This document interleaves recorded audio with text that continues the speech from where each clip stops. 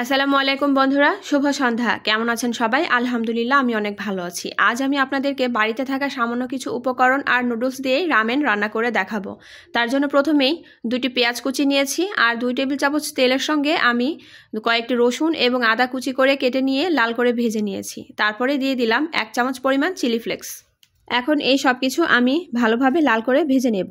মোটামুটি লাল হয়ে এলে আমি এর মধ্যে মিস্টার নুডলসের প্যাকেটের মধ্যে যে মশলাটি থাকে সেই মশলাগুলি এর মধ্যে দিয়ে দিলাম এবং তারপরে এটিকে আবারও ভালোভাবে নেড়েচেড়ে কিছুক্ষণ ভেজে নেব। আর ভাজা হয়ে গেলে আমি এগুলি একটি আলাদা পাত্রে ঢেলে নেব। তারপর অন্য একটি পাত্রে আমি 2 কাপ পরিমাণ পানি নিয়ে নিয়েছি এবং পানিটি ফুটতে শুরু করলে আমি এর মধ্যে কিছু সবজি অ্যাড করব। প্রথমে আমি গাজর এভাবে কেটে নিয়ে কিছুটা পরিমাণ দিয়ে দিলাম। তারপরে দিয়ে দিব ক্যাপসিকাম। এভাবে লম্বালম্বি করে আমি কেটে নিয়েছি। আর সবজিগুলোর শেপ কিন্তু এক সাইজ হলে ভালো হয়। তারপরে দিয়ে দিলাম কয়েক টুকরো ব্রকলি আর তারপরে দিয়ে দেব কিছু পরিমাণ মটরশুঁটি। কোনো রকম লবণ না দিয়ে আমি এগুলিকে সিদ্ধ করে নেব। সিদ্ধ মোটামুটি হয়ে গেছে। এখন আমি এগুলি একে একে সব তুলে নেব। ছাঁকনা দিয়ে তুলে নিলাম যাতে এর মধ্যে কোনো রকম পানি না থাকে। একে একে সবজিগুলি সব তুলে নিলাম এবং এর মধ্যে আমি যে মিস্টার নুডলসের প্যাকেটটা নিয়েছিলাম সেই নুডলসের প্যাকেটের ভিতরে থাকা নুডলস আমি এর মধ্যে দিয়ে দিব এবং নুডলসটা আমি গুঁড়ো করে নেব না, গোটা গোটাই এভাবেই নিয়ে নেব। তাহলে রামেনের আকৃতি আসবে এবং খেতে ভালো লাগবে। এখন আমি সবজি সিদ্ধ করার সময় টমেটো দিতে ভুলে গিয়েছিলাম। আপনারা টমেটো স্কিপ করতে পারেন, তবে আমি ভালো লাগে আমার টমেটো খেতে, এই জন্য আমি দেব। তাই এ পর্যায়ে এসে আমি একটি বড় টমেটোর অর্ধেকটা পরিমাণ নিয়েছি, এভাবে 3 টুকরো করে নিয়েছি এবং নুডলসের সঙ্গে আমি এই টমেটোটা সিদ্ধ করে নেব। কিছুক্ষণ সিদ্ধ করার পর মোটামুটি 1 মিনিটের মতন আমি সিদ্ধ করার পরে এটা আমি তুলে নিচ্ছি ছাঁকনা দিয়ে। আর মিস্টার নুডলস সিদ্ধ হতে কিন্তু খুব একটা সময় লাগে না, 2-3 মিনিটে সিদ্ধ হয়ে যায়। তো টমেটোটা 1 মিনিট সিদ্ধ করে তুলে নিলাম আর তার 1 মিনিট পরেই আমি নুডলসটাও তুলে নিচ্ছি, কারণ এটা অলরেডি সিদ্ধ হয়ে গেছে।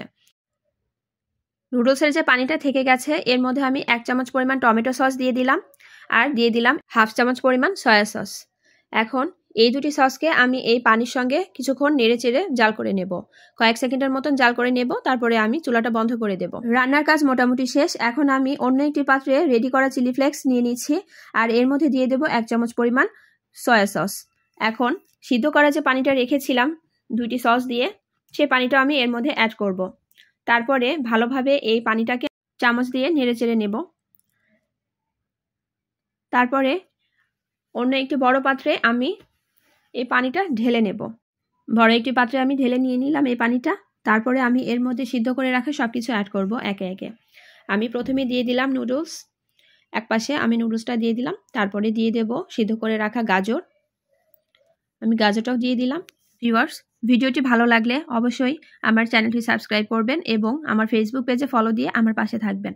তারপরে আমি দিয়ে দিলাম সিদ্ধ করে রাখা মটরশুঁটি আর মটরশুঁটি দেওয়া হয়ে গেলে আমি এর মধ্যে দিয়ে দিচ্ছি ক্যাপসিকাম আর যে টমেটোটা আমি সিদ্ধ করে রেখেছিলাম সেই টমেটোটা দিয়ে দেব। তার আগে দিয়ে দিলাম ব্রকলিগুলো দেওয়ার পরে আমি দিয়ে দিলাম টমেটো। আপনারা আপনাদের পছন্দ মতন সাজিয়ে নেবেন আর যদি চান আপনারা অন্য সবজিও অ্যাড করতে পারেন। আমি একটি ডিম সিদ্ধ করে এভাবে মাঝখান দিয়ে কেটে নিয়েছি, তারপরে ডিম দুটি দিয়ে দিলাম। আপনারা পরিমাণ মতন কম বা বেশি করে নিতে পারেন আপনাদের নিজেদের পছন্দ মতন।